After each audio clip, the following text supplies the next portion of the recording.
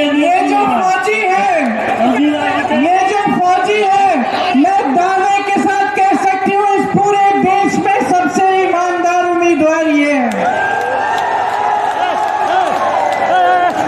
मैं दावे के साथ कह सकती हूँ कि जिसने अपने देश के लिए शहीद होने की भावना जिसके दिल में है, जैसे इनके दिल में थी और है, वैसे उम्मीदवार आपको बहुत कम मिलेंगे।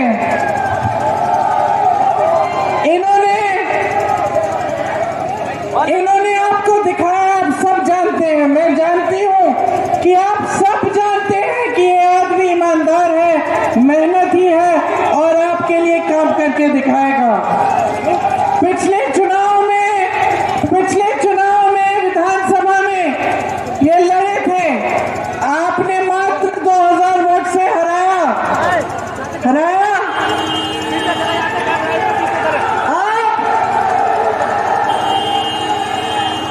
अब ये गलती फिर से मत करना। ये आपके लिए समर्पित है, इनको अपने लिए कुछ नहीं चाहिए, ना सत्ता की लालच है, ना पैसों की लालच है, इनको सिर्फ एक लालच है कि मैं सेवा करूंगा। तो आप सबसे पूरी उम्मीद है कि इस चुनाव में आप इनको जिताएंगे।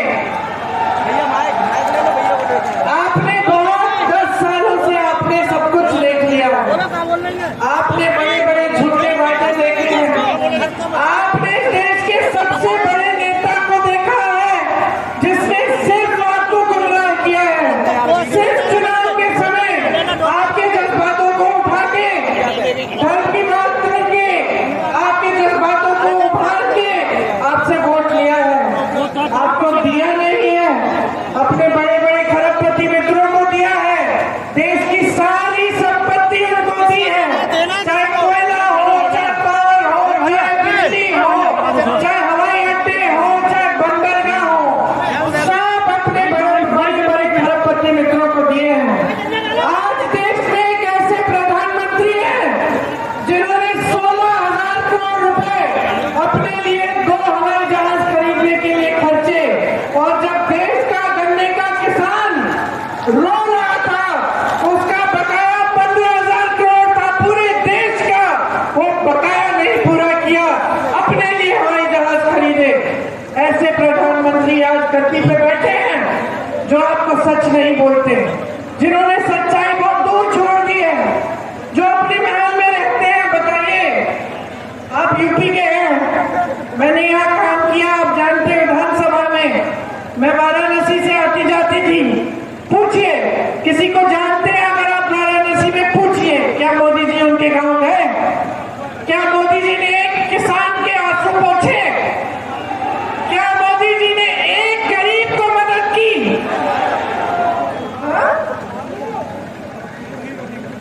मोदी जी ने सिर्फ और सिर्फ अपने बड़े बड़े खरबपतियों के लिए अपनी सरकारें चलाई हैं। आज उनको देखिए, फूल रहे, फल रहे, उनको तमाम जमीन मुफ्त में मिली हुई है, सारी देश की संपत्ति मिली हुई है, और आपके लिए क्या आता है?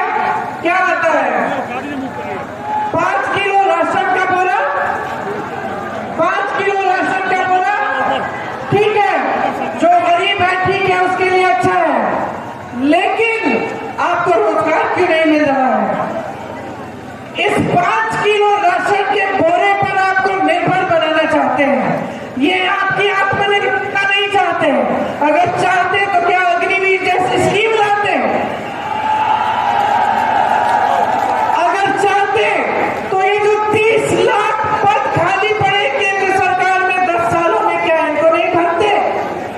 अरे बहुत व्यस्त रहे हैं दुनिया में भ्रमण करते हुए, कभी आप अमेरिका में दिखते हैं, कभी रूस में दिखते हैं, कभी कहीं दिखते हैं, कभी चीन के प्रेसिडेंट के साथ झूला झूलते हैं, लेकिन आपके पास नहीं आते, आपकी समस्याओं को नहीं समझते।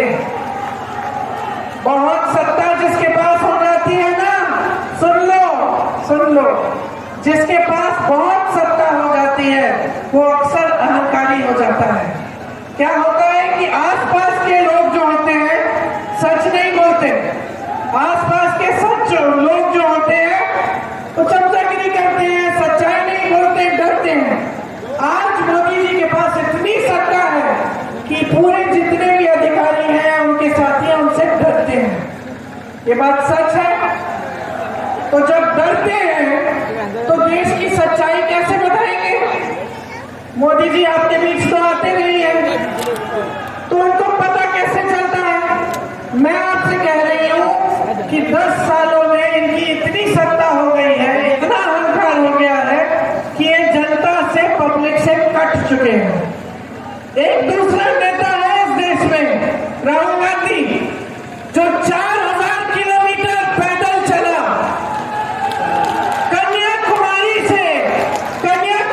से कश्मीर तक चला पैदल, आपसे मिलने के लिए, आपकी समस्याओं को समझने के लिए और आपसे मिलकर सबकी बातें सुनकर कन्याकुमारी से कश्मीर और मणिपुर से मुंबई की यात्रा की और उस यात्रा के आधार पर एक घोषणा पत्र निकाला। उसको न्याय पत्र कहते हैं। न्याय पत्र क्यों? क्योंकि सबसे ज्यादा न्याय पिछले 10 सालों में इस देश के गरीब, इस देश के किसान, इस देश के मजदूर के साथ हुआ है।